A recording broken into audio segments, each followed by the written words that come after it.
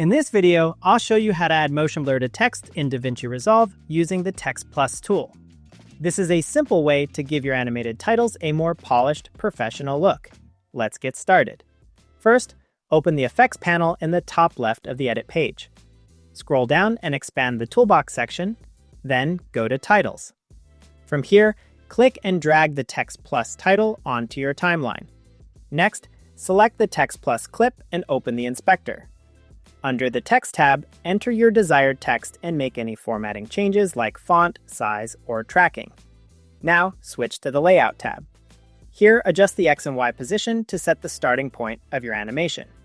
Once you've done that, click the diamond icon next to Position to set a keyframe. Move the playhead 10 frames forward using the arrow keys or by dragging it manually. Then, change the X or Y position to move the text to its new location. This will automatically create a second keyframe and animate the movement. Now for the motion blur.